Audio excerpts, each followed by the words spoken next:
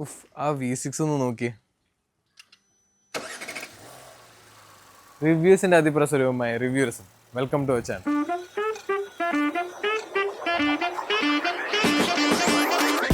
So guys, നമ്മൾ ഇന്ന് review ചെയ്യാൻ പോകുന്നത് ഒരു ജർമ്മൻ ബ്ലാക്ക് ബീസ്റ്റ് ആണ്. Presenting you the all new Audi Q7 the bold edition.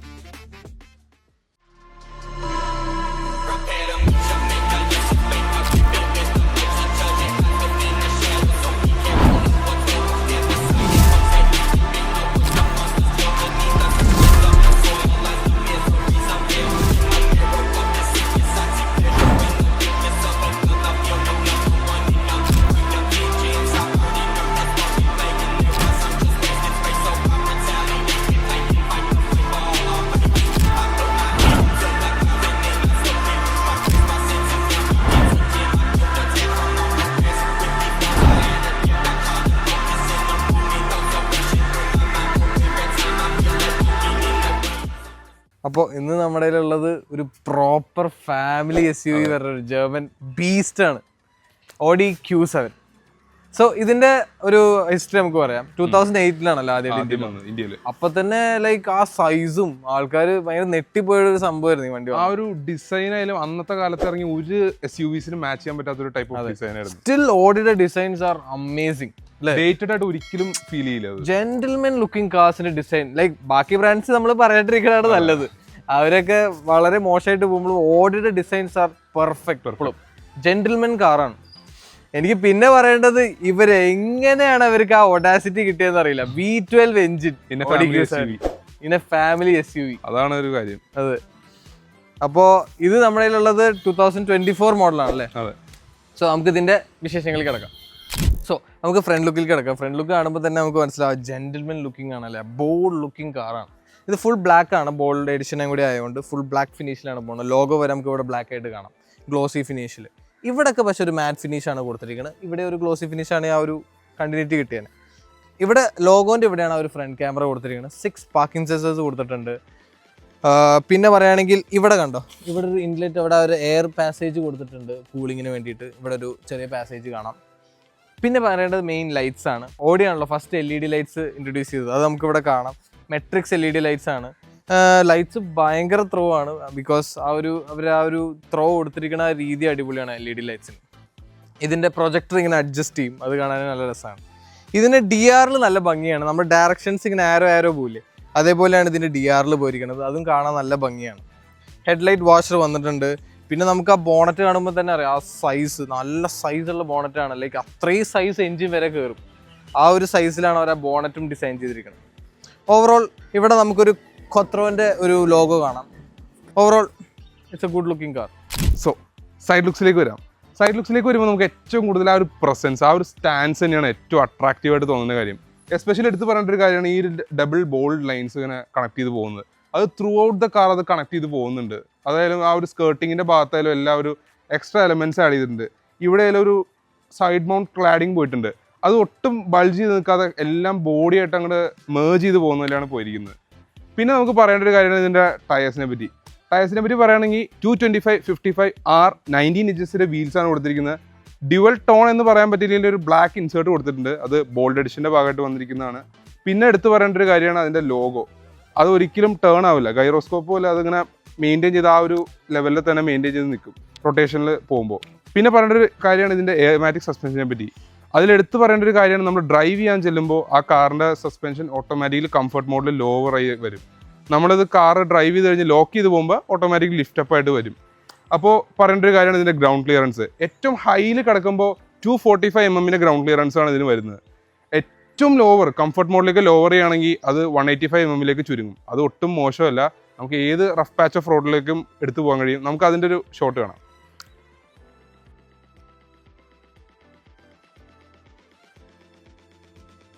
അപ്പോൾ ഇനി നമുക്ക് സൈഡ് ലുക്സിൻ്റെ ബാക്കി കാര്യങ്ങളിലേക്ക് വരികയാണെങ്കിൽ മിറേഴ്സ്.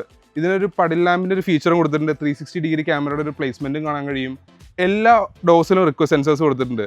ലൈക്ക് ജർമ്മൻസിൽ ഇപ്പോഴാണ് ഒരു ഹയർ എൻഡ് SUVസിലേക്ക് വരുമ്പോൾ എല്ലാ ഡോസിനും ഒരു റിക്വസ്റ്റ് സെൻസർ കൊടുക്കുന്നത്. പക്ഷേ Audi പണ്ട് കാലം തുടങ്ങി സെഡാൻസിൽ പോലും ആ ഒരു റിക്വസ്റ്റ് സെൻസേഴ്സ് എല്ലാ ഡോസിലും കൊടുത്തിട്ടുണ്ട്. പിന്നെ പറയുകയാണെങ്കിൽ ഫുൾ ഗ്ലാസസും നമുക്ക് ഫാക്ടറി ടിൻറ്റഡ് ആയിട്ടാണ് കൊടുത്തിരിക്കുന്നത്. റൂഫ് ലൈൻ പോകുന്നത് കാണാം, സൺ റൂഫിൻ്റെ പ്ലേസ്മെൻറ്റ് കാണാം. ക്വാത്രോയുടെ ബാഡ്ജിങ് കാണാം. ഓഡി ലോഗോ ഇത് ബോൾഡ് എഡിഷൻ്റെ പാക്കേജിൻ്റെ ഭാഗമായിട്ട് വന്നിരിക്കുന്ന ലോഗോയാണ്. പിന്നെ ഫ്യൂൽ ടാങ്ക് 85 ലിറ്റേഴ്സിൻ്റെ ഫ്യൂൽ ടാങ്കാണ് വന്നിരിക്കുന്നത്. അത്യാവശ്യം നല്ലൊരു ലോങ് റേഞ്ചിൽ നമുക്ക് ഓടിക്കാൻ പാകത്തിന് ഫ്യൂൽ എഫിഷ്യൻസി തരും.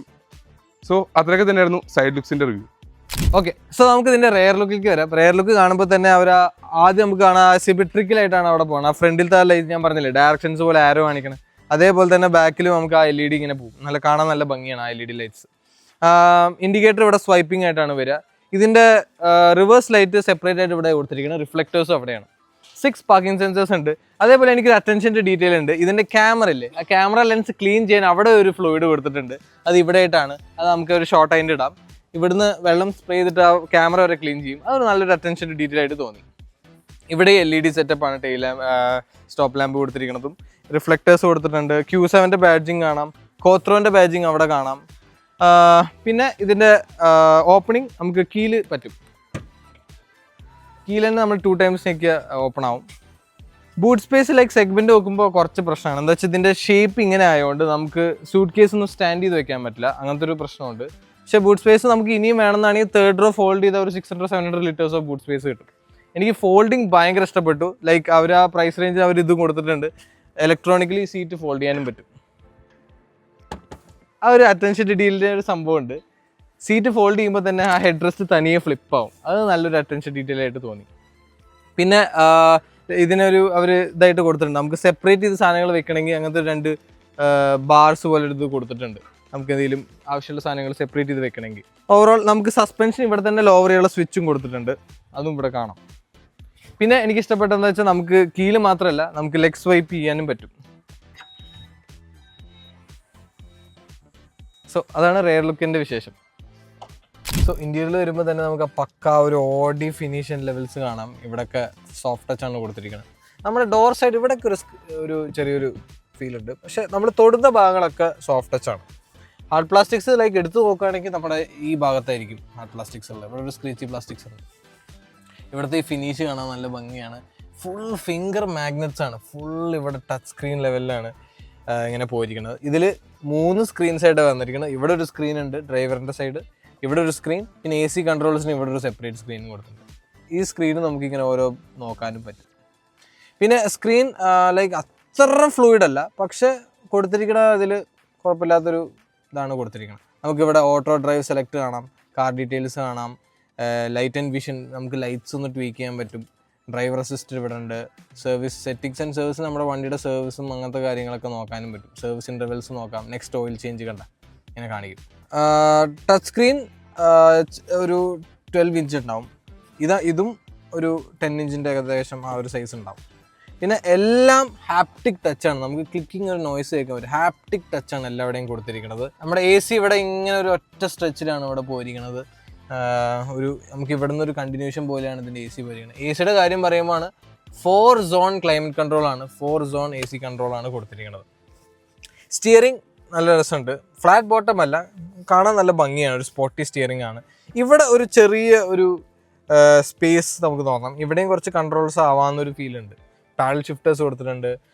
നമുക്ക് ഇവിടെ തന്നെ കുറേ വ്യൂസ് മാറ്റാൻ പറ്റും. നമുക്ക് കോക്പിറ്റിൻ്റെ ഇവിടുത്തെ വ്യൂ മാറ്റാം, സ്പീഡോമീറ്ററിൻ്റെ വ്യൂ മാറ്റാം. ഓരോരോ ഫുൾ ഇതാണ്. ഡിജിറ്റൽ കൺസോളാണ് വന്നിരിക്കുന്നത്. അനലോഗ് കോൺഫിഗറേഷൻ ഇല്ല. അനലോഗ് കുറച്ചുകൂടി ഭംഗിയാണ്. ഇതിൻ്റെ പണ്ടത്തെ ഓടിയിലൊക്കെ കണ്ടിട്ടുണ്ട് നമ്മൾ 2 അനലോഗ്, അത് കാണാൻ നല്ല ഭംഗിയാണ്. നമുക്ക് പിന്നെ പറയുകയാണെങ്കിൽ ഇവിടെ ഒരു സ്റ്റോറേജ് സ്പേസ് കൊടുത്തിട്ടുണ്ട്. നമ്മുടെ കീ സ്ലോട്ട് ചെയ്യാൻ ഇവിടെ കറക്റ്റ് ഒരു സ്ലോട്ട് കൊടുത്തിട്ടുണ്ട്, അത് കൊടുത്തിട്ടുണ്ട്. 2 കപ്പ് ഹോൾസ് കൊടുത്തിട്ടുണ്ട്. ആംറസ്റ്റിൻ്റെ അകത്ത് സ്പേസ് കൊടുത്തിട്ടില്ല, പക്ഷെ ഒരു ചാർജിങ് വയർലെസ് ചാർജിങ് കൊടുത്തിട്ടുണ്ട്. 2 C ടൈപ്പും കൊടുത്തിട്ടുണ്ട്. പിന്നെ നമുക്കൊരു പ്രത്യേകത ഉണ്ട്. സൺവൈസറിന് ഇവിടെ ഒരു സൺവൈസറും കൊടുത്തിട്ടുണ്ട്. നമുക്ക് ഇങ്ങനെയും ആക്കാം. അപ്പോൾ 2 സൈഡിലുള്ള സ്ക്രീൻ വെളിച്ചങ്ങൾ നമുക്ക് കളയാൻ പറ്റും. ഇവിടെ ലൈറ്റ്സ് കൊടുത്തിട്ടുണ്ട്. മിറർ നമ്മൾ തുറക്കുമ്പോൾ ഇവിടെ ലൈറ്റും കാണിക്കും. വലിയ സൺറൂഫാണ്. ലൈക്ക് എയറിനെസ് കൊണ്ടുവരാൻ വേണ്ടിയിട്ട് അവർ ഇത്ര വലിയ പാനോറാമിക് സൺറൂഫാണ് കൊടുത്തിരിക്കുന്നത്. ഓട്ടോ ഡിമ്മിങ് മിററാണ്, ഫ്രെയിംലെസ് മിററാണ് കൊടുത്തിരിക്കുന്നത്. പിന്നെ ഗ്ലൗ ബോക്സ് ഒരു നല്ല സൈസാണ്. ഇവിടെയൊക്കെ സോഫ്റ്റ് ഫിനിഷ് കൊടുത്തിട്ടുണ്ട്. അത്യാവശ്യം നല്ല സൈസുള്ളൊരു ഗ്ലൗ ബോക്സാണ് കൊടുത്തിരിക്കുന്നത്. പ്രാക്ടിക്കൽ ബിറ്റ്സ് ഇവിടെയൊക്കെ കാണാം. ഇവിടെയൊക്കെ നല്ല പ്രാക്ടിക്കൽ ബിറ്റ്സ് കൊടുത്തിട്ടുണ്ട്. നമുക്ക് കുറേ ലെവൽസ് ഓഫ് ഡ്രൈവിംഗ് സെലക്ട് കൊടുത്തിട്ടുണ്ട്. പിന്നെ ഗിയർ ബോക്സ് ഉണ്ട്. ആ ഒരു ഫ്ലൈറ്റിൻ്റെ കോക്പിറ്റ് ആ രീതിയിലത്തുള്ളൊരു ഗിയർ ബോക്സാണ് കൊടുത്തിരിക്കുന്നത്.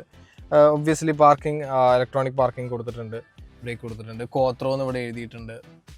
ഓവറോൾ 19 സ്പീക്കറിൻ്റെ ഒരു ഇതാണ് കൊടുത്തിരിക്കുന്നത്. ബാങ്ക് ആൻഡ് ഒലിഫ്സൻ്റെ ഒരു ബ്രാൻഡിങ് ആണ് കൊടുത്തിരിക്കുന്നത്. നമുക്ക് അവിടെ കാണാം 19 സ്പീക്കേഴ്സാണ് ഓവറോൾ പോയിരിക്കുന്നത്. പക്ക ജർമ്മൻസ് അറിയാമല്ലോ, നമ്മൾ റിവേഴ്സ് എടുക്കുമ്പോൾ കറക്റ്റ് മിറർ താഴത്തോട്ട് കാണിക്കും, അങ്ങനത്തെ ഒരു അറ്റൻഷൻ ഡീറ്റെയിൽ ഉണ്ട്. 2 ലെവൽ ഓഫ് മെമ്മറി സീറ്റ്സ് കൊടുത്തിട്ടുള്ളൂ. ഓവറോൾ എനിക്ക് ഒരു ഡ്രോബാക്ക് എന്താ വെച്ചാൽ ഇവിടെ ഒരു ഗ്ലോസി ഫിനിഷ് വരെയായിരുന്നു, ഇവിടെ ഒരു പ്ലാസ്റ്റിക് ഫീലാണ്. ബാക്കിയെല്ലാം നല്ലൊരു പ്രീമിയം ടച്ചാണ് കൊടുത്തിരിക്കുന്നത്. ജസ്റ്റ് നമുക്കിനി ബാക്ക് സീറ്റിലോട്ട് പോകാം.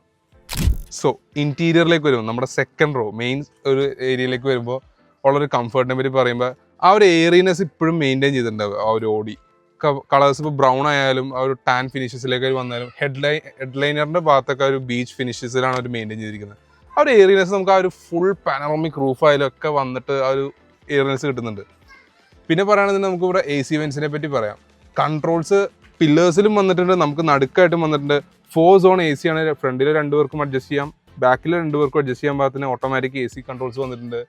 ഹൂക്ക് ഹാൻഡിൽ, ലൈറ്റ് പ്ലേസ്മെന്റ്, അത് ടച്ചാണ് വന്നിരിക്കുന്നത്. എനിക്ക് അത്യാവശ്യം ഇഷ്ടപ്പെട്ടൊരു ഫീച്ചറുമാണ്. ഡോസിൽ വന്നിട്ട് നമുക്കാണെങ്കിൽ ഒരു സ്പീക്കർ പ്ലേസ്മെന്റ്സ് കാണാൻ പറ്റും. ബാങ്ക് ആൻഡ് ഒലിഫ്സന്റെ സ്പീക്കർ സെറ്റപ്പാണ് വന്നിരിക്കുന്നത്. പിന്നെ ഒരു സ്പെഷ്യൽ ആഷ്ട്രേ പോലത്തെ ഒരു സെറ്റപ്പ്, ഒരു സ്റ്റോറേജ് സ്പേസ് പോലെ കൊടുത്തിട്ടുണ്ട്. വിൻഡോസ് എല്ലാം 1 ടച്ച് അപ്പ് ഡൗൺ ഫംഗ്ഷൻ കൊടുത്തിട്ടുണ്ട്. ഡോർ നമ്മൾ അടയ്ക്കുമ്പോഴായാലും ആ ഒരു തഡ് ഭയങ്കര ഒരു സൗണ്ടാണ്. കർട്ടൻസ് വന്നിട്ടുണ്ട്, മാനുവലി തന്നെ ഫോൾഡ് ആൻഡ് അൺഫോൾഡ് ഫംഗ്ഷനാണ് വന്നിരിക്കുന്നത്. പിന്നെ ഈ സീറ്റിനെ പറ്റി പറയാം, ഇതിപ്പോൾ കംപ്ലീറ്റ് അപ്രൈറ്റ് പൊസിഷനിലാണ് കിടക്കുന്നത്. നമുക്ക് ഒന്ന് റിക്ലൈൻ ചെയ്യാനായിട്ട് ഇവിടെ ഒരു ലിവർ കൊടുത്തിട്ടുണ്ട്. റിക്ലൈൻ ചെയ്യുകയാണെങ്കിൽ ഈ ഒരു ലെവൽ ഓഫ് നമുക്ക് കംഫർട്ട് കിട്ടും. ഈ ഒരു പീസ് മാത്രമാണ് ഒരു 40 സെറ്റപ്പിൽ കിടക്കുന്നത്. ബാക്കി 60% സ്പ്ലിറ്റപ്പ് ഒരു ഒറ്റ പീസായിട്ടാണ് വന്നിരിക്കുന്നത്. പിന്നെ സെൻറ്ററിലായിട്ടൊരു ആംറസ്റ്റ് വന്നിട്ടുണ്ട്. ഇതിലാണെങ്കിലും കപ്പ് ഹോൾഡേഴ്സ് വന്നിട്ടുണ്ട്. ഇതിന് കുറച്ചും കൂടെ ചെറിയൊരു കപ്പ് ഹോൾഡേഴ്സാണ് കൊടുത്തിരിക്കുന്നത്, ഒരു medium size of bottle store ചെയ്യാൻ പാകത്തിന്. അത്യാവശ്യം നല്ലൊരു നീറ്റ് ഓഫ് ലേഔട്ടിലാണ്. നമുക്കിങ്ങനെ ചാരി ഇരുന്ന് നല്ല സുഖമായിട്ടിരുന്ന് യാത്ര ചെയ്യാം. തൊടുന്ന ഫീൽസ്, ടച്ച് ഫീൽസ് ഒക്കെ പറയുകയാണെന്നുണ്ടെങ്കിൽ ഇവിടെയൊക്കെ നമുക്കൊരു സോഫ്റ്റ് ടച്ച് ഫിനിഷ് ആണ് വന്നിരിക്കുന്നത്. ഈ ഒരു ഏരിയ, ഒരു മാഗസിൻ ഹോൾഡേഴ്സിൻ്റെ ഒരു ഏരിയയിൽ മാത്രമാണ് കുറച്ചൊരു ഹാർഡ് പ്ലാസ്റ്റിക് വന്നിരിക്കുന്നത്. ഇവിടെ നെറ്റാണ് കൊടുത്തിരിക്കുന്നത്, ഒരു ഡിസൈനൊക്കെ നന്നായിട്ടുണ്ട്. പിന്നെ പറഞ്ഞിട്ട് കാര്യം ഇതിൻ്റെ ട്രാൻസ്മിഷൻ ടണൽ അത്യാവശ്യം കുറച്ച് പൊങ്ങിയിട്ടാണ് നിൽക്കുന്നത്. പക്ഷേ എങ്കിലും ഇവിടെ കുറച്ച് ഏരിയ ഉള്ളതുകൊണ്ട് തേർഡ് പാസഞ്ചർ ഒരു കുട്ടിക്കൊക്കെ ഇരിക്കാൻ നല്ല ഒരു കംഫർട്ട് കിട്ടും. സോ പിന്നെ ഐസോഫിക് ചൈൽഡ് സീറ്റ് മൗണ്ട്സ് വന്നിട്ടുണ്ട്, എയർ ബാഗ്സ് എല്ലാം വന്നിട്ടുണ്ട്. ഈവൻ തേർഡ് പാസഞ്ചറിന് ഒരു സീറ്റ് ബെൽറ്റ് വരെ വന്നിട്ടുണ്ട്. പിന്നെ ഇതിൻ്റെ കംഫർട്ട് ഓറിയൻറ്റഡ് ആയിട്ട് ഒരു കുഷ്യനും കൂടെ കൊടുത്തിട്ടുണ്ട്. സോ ഇതാണ് ആ കംഫർട്ട് ഓറിയൻറ്റഡ് ആയിട്ട് കൊടുത്തിരുന്ന കുഷ്യൻ പീസ്. നമ്മളിത് ഇതിന് മുമ്പ് കണ്ടിട്ടുള്ളത് ഫോക്സ് വാഗണിലായിരുന്നു, സെലക്ട് ജർമ്മൻ ബ്രാൻഡ്സ്. അപ്പോൾ അത് ഓഡിയിലും ഒരു ക്യാരി ഓവർ ചെയ്തിട്ടുണ്ട്. സോ അത്രയൊക്കെ തന്നെയായിരുന്നു റിയറിലെ വിശേഷം. ഇനി നമുക്ക് തേർഡ് റോയിലേക്ക് പോവാം. അപ്പോൾ നമുക്ക് ഇതിൻ്റെ തേർഡ് റോയിലേക്ക് ഉള്ള വിശേഷങ്ങൾ പറയാം. അപ്പോൾ തേർഡ് റോയിലേക്ക് ആക്സസ് ചെയ്യാനായിട്ട് നമുക്ക് ആദ്യം ഈ സെക്കൻഡ് റോയിൽ സീറ്റ് ഫോൾഡ് ചെയ്യണ ഒരു രീതി കാണാം. ഫസ്റ്റ് ഈ ഒരു ലിവറിൽ അമർത്തി ഇത് ഫുൾ ഫ്ലാറ്റ് ഡൗൺ ആക്കുക. പിന്നെ ഈ ഒരു പുഷ് ബട്ടൺ കൊടുത്തിട്ടുണ്ട്, അവിടെ പിടിച്ച് പൊക്കി കഴിയുമ്പോൾ ഹൈഡ്രോളിക് അത് പ്രവർത്തിക്കും. എന്നിട്ട് ഇത് ഫുൾ ടംബിൾ ഡൗൺ ആവും. എന്നിട്ട് നമുക്കിനി തേർഡ് റോയിലേക്ക് കയറുമ്പോൾ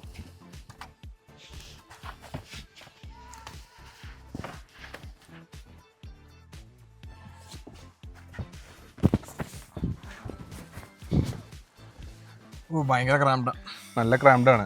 ഇതിപ്പോൾ നിലവിൽ സെക്കൻഡ് റോ ശരിക്കും ബാക്കിലേക്ക് ഫോൾഡ് ചെയ്തും പിന്നെ ആ ഒരു മൂവ്മെൻറ്റ്സ് എല്ലാം ബാക്കിലേക്കാണ് ഇട്ടിരിക്കുന്നത്. ഫ്രണ്ടിലേക്ക് ഒരു കുറച്ചും കൂടെ അഡ്ജസ്റ്റ് ചെയ്യുകയാണെങ്കിൽ നമുക്ക് നീ അത്യാവശ്യം ടച്ച് ചെയ്യും, എന്നാലും കുറച്ചുകൂടെ കംഫർട്ടബിൾ ഇരിക്കാം.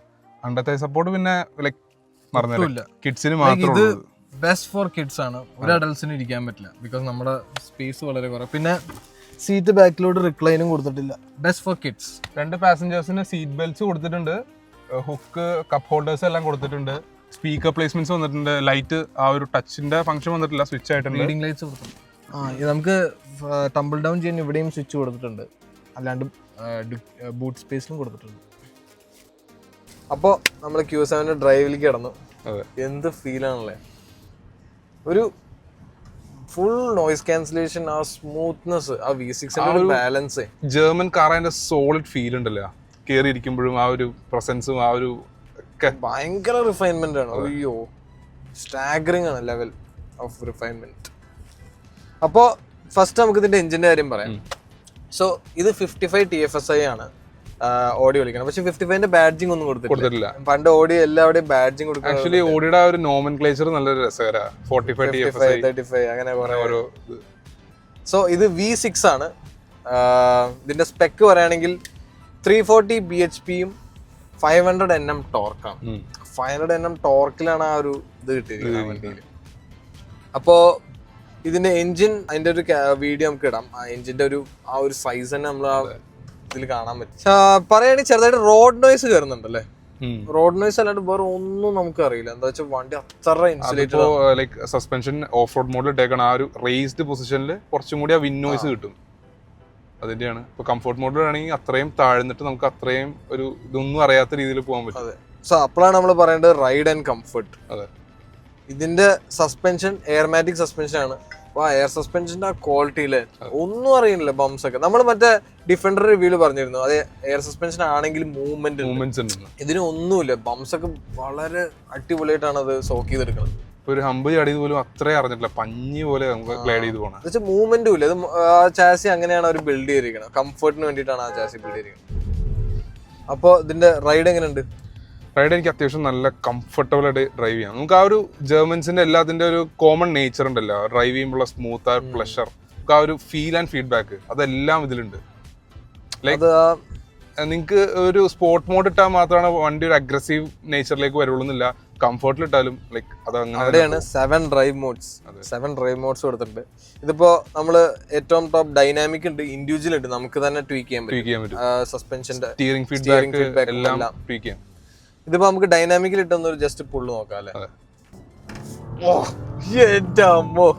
നിങ്ങൾക്ക് ബാക്ക്ഗ്രൗണ്ട് ശ്രദ്ധിച്ചാൽ മനസ്സിലാവും എങ്ങനെയാണ് ഇതിന്റെ ആക്സിലറേഷൻ ഉള്ളത്. പുഷ് ഉണ്ടല്ലോ, ജസ്റ്റ് ഒരു ചെറിയൊരു ടൈം കൊടുക്കണം ട്രാൻസ്മിഷൻ. അത് കഴിഞ്ഞ ഒരു ഡെലിവറി, ആ സൗണ്ട് നല്ല രസമാണ്. എഞ്ചിനോട്ട് ആ V6ന്റെ ഭയങ്കര അടിപൊളി സൗണ്ടാണ്.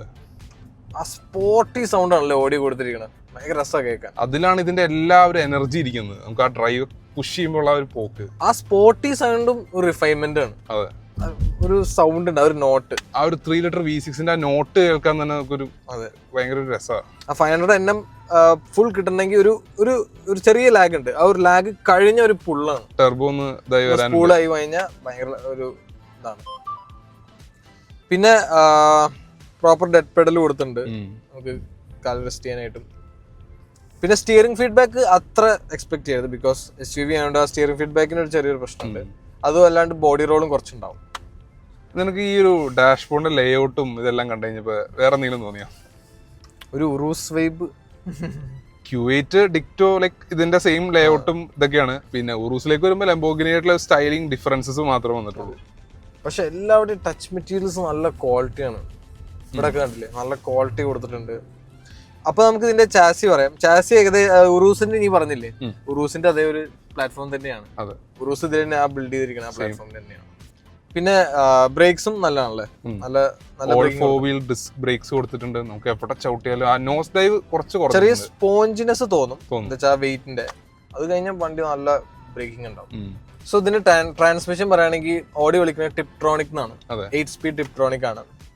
അപ്പോ ഇതിന്റെ ഗിയർ ബോക്സ് നമ്മളൊരു ജനറലി പറയുകയാണെങ്കിൽ ടോക്ക് കൺവേർട്ടർ ആണ്. ടോക്ക് കൺവേർട്ടർ നല്ല സ്മൂത്ത്നെസ് ആട്ടോ. നമ്മൾ ഗിയറിന്റെ ട്രാൻസിഷൻ ഒന്നും അറിയില്ല, നല്ല DSGയുടെ ആ ഒരു ക്വിക്ക് റെസ്പോൺസ് എക്സ്പെക്ട് ചെയ്തത്. അതുകൊണ്ട് തന്നെ ലൈക്ക് ആ ഒരു റിലയബിലിറ്റി കേസിനായിരിക്കും അവർ ടോർക്ക് കൺവേർട്ടറിലേക്ക് വന്നത്. എന്താ വെച്ചാൽ ഇതിന് DSG ഉണ്ട്. നമ്മൾ ഓടി A3 റിവ്യൂ നമുക്ക് ചെയ്തിരുന്നായിരുന്നു. ഗിയർ ബോക്സ് ഫെയിലിയേഴ്സും നിങ്ങൾക്ക് അങ്ങനെ എക്സ്പെക്ട് ചെയ്യേണ്ട കാര്യമില്ല. അതിങ്ങനെ റിലയബിലിറ്റി ഇഷ്യൂസ് ഇതിന് വരില്ല. നമ്മൾ ഓടി A3യുടെ റിവ്യൂല് പറയണ്ട, ആ DSGയുടെ റെസ്പോൺസ് നമ്മൾ ആക്സിലേറ്റർ കൊടുക്കുന്ന ആ സെക്കൻഡ് റെസ്പോണ്ട് ആണ്. ഇതിന്റെ ആ ഒരു കാമാണ്, ലൈക്ക് ഫാമിലി കാറല്ലേ, പക്ഷെ എന്നിട്ടും ആ ഒരു പുള്ളുണ്ട്. നല്ല പുള്ളാണ് ആ നോയ്സ് കേൾക്കാൻ. സോ ഇതിന് എത്ര ടൈപ്സ് എൻജിൻസ് വന്നിരിക്കണല്ലേ. ലൈക്ക് എവല്യൂഷൻ നോക്കുകയാണെങ്കിൽ ഫ്രം 2008 അപ്പോഴാണ് എനിക്ക് ആ V12 ഓർമ്മ വരുന്നത്. V12 എഞ്ചിനെ ഫാമിലി കാർ കൊണ്ടുവരാൻ ഓടി. അതും ഞാൻ വിചാരിച്ചു ഒരുപാട് പേര് ഓൺ ചെയ്തിട്ടുണ്ടാവുന്ന, പക്ഷെ വളരെ ഹൈ മെയിൻ്റെനൻസ് ആണ്. പക്ഷെ ആ വണ്ടി ഉണ്ടല്ലോ 1000 Nm ഓഫ് ടോർക്ക് ആണ് ആ ഡീസലിന് കൊടുത്തിരിക്കുന്നത്, ആ TDI എഞ്ചിൻ. അത് ഇപ്പോഴും നമുക്കൊരു ഗൂസ് ബംസ് ആണ്. ഒരു V12 engine in family car എന്ന് പറയുമ്പോൾ അത് ഓടി മാത്രമാണ് അങ്ങനെയൊക്കെ ചെയ്തിരിക്കുന്നത്. പിന്നെ എടുത്തു പറയേണ്ട ഒരു കാര്യമാണ്, അവർ അതിൽ നിന്ന് ഡൗൺ സൈസ് ചെയ്തപ്പോ ഒരു V10ന്റെ ഓപ്ഷൻ കൊണ്ടുവന്നു, V8ന്റെ ഓപ്ഷൻ കൊണ്ടുവന്നു. ഇപ്പൊ വെറും പെട്രോളില് മാത്രമായി. അതാണ് ഒരു ഡ്രോബാക്ക് ഓഡിയിലേക്ക് എടുക്കുന്ന ആൾക്കാർക്ക്. ഒരൊറ്റ എഞ്ചിൻ ഓപ്ഷനേ ഉള്ളൂ. അപ്പോഴാണ് നമുക്ക് ഇതിന്റെ മെയിൻ കാര്യം പറയാനുള്ളത്. ഇതിന്റെ മെയിൻ സംഭവം ഉണ്ട്, സസ്പെൻഷൻ, എയർ സസ്പെൻഷൻ ആണല്ലോ. ആക്റ്റീവ് ആന്റി റോൾ ബാർ എന്ന് പറഞ്ഞൊരു ടെക്നോളജി കൊടുത്തിട്ടുണ്ട്. ഓക്കെ, അത് ബേസിക്കലി എന്താന്ന് വെച്ചാൽ നമ്മൾ കോർണേഴ്സ് എടുക്കില്ലേ, വണ്ടിയുടെ കോർണേഴ്സ് എടുക്കുമ്പോൾ അവിടെ ആ സസ്പെൻഷൻ സ്റ്റിഫ് ചെയ്യും. അപ്പൊ ആ ഒരു ചെരിവ് ഉണ്ടാവില്ല.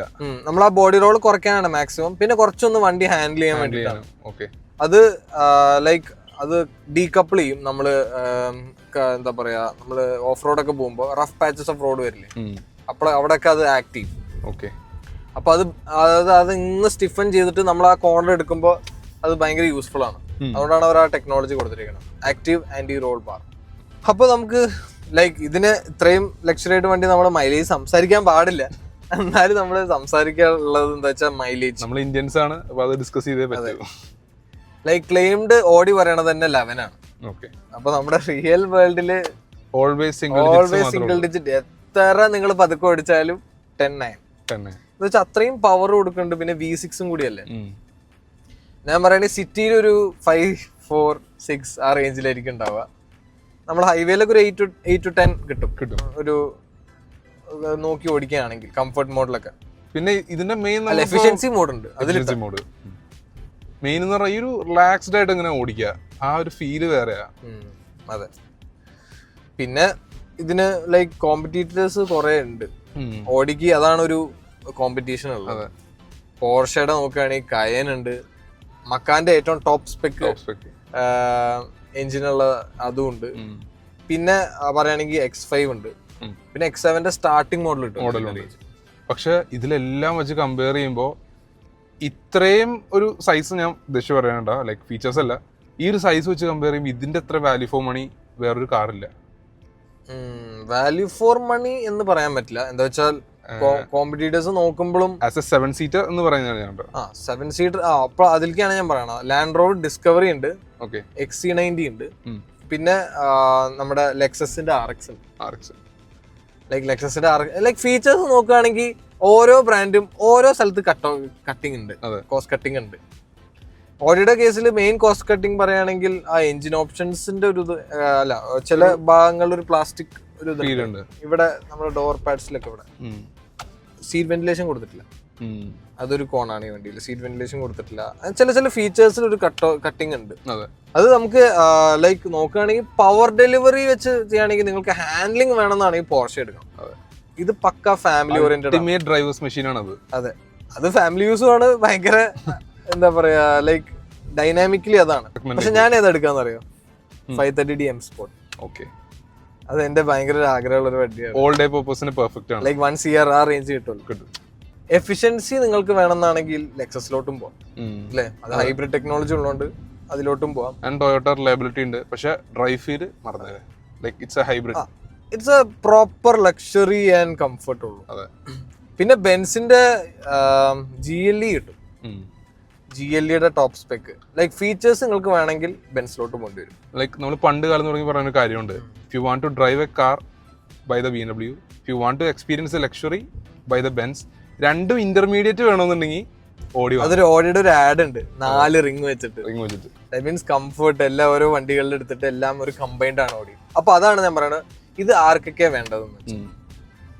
ഓഡി ഫാൻ ബേസ് ഉള്ള കുറെ പേരുണ്ട്. എന്നുവെച്ചാൽ ഓഡി ഇപ്പൊ ഭയങ്കര ലൈക്ക് നമ്മുടെ ഇന്ത്യയില് വളരെ കുറഞ്ഞു വരികയാണ്.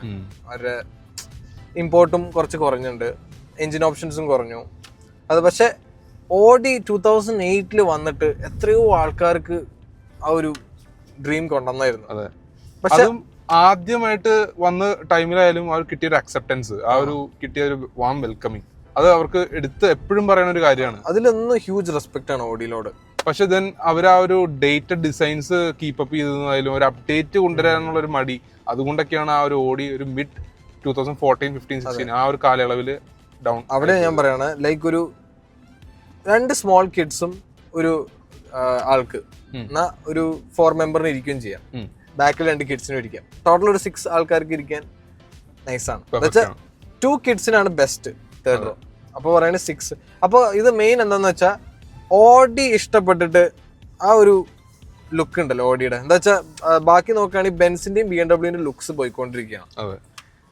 വളരെ മോശമായിട്ടാണ് പോണത് അവരുടെ ലുക്സ്. എല്ലാവരും പോയിന്റ് ഔട്ട് ചെയ്യുന്ന ഒരു കാര്യം, grill വലുതാക്കുക.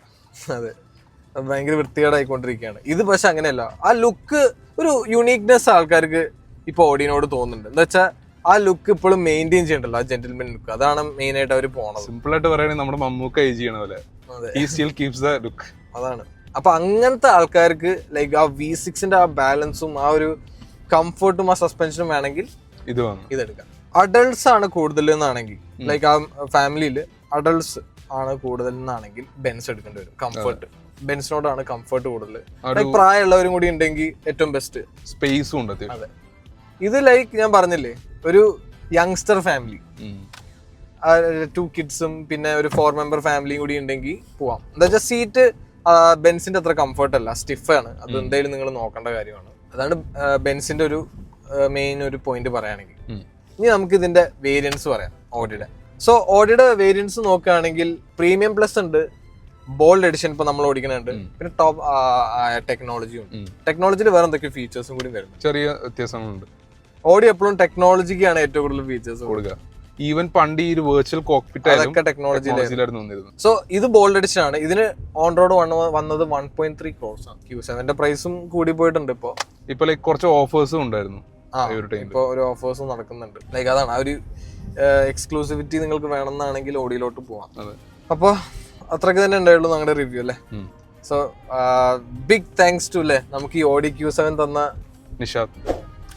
So very big thanks. എന്താ വെച്ചാൽ പുത്തൻ വണ്ടിയാണ്, ലൈക്ക് ജനുവരിയിൽ എടുത്തിട്ടുള്ളൂ. അപ്പൊ ഞങ്ങൾക്ക് അതെ, ലൈക്ക് അത്രയും ഒരു പുതിയ വണ്ടി ഞങ്ങൾക്ക് റിവ്യൂ തരാൻ തന്നേനല്ലേ.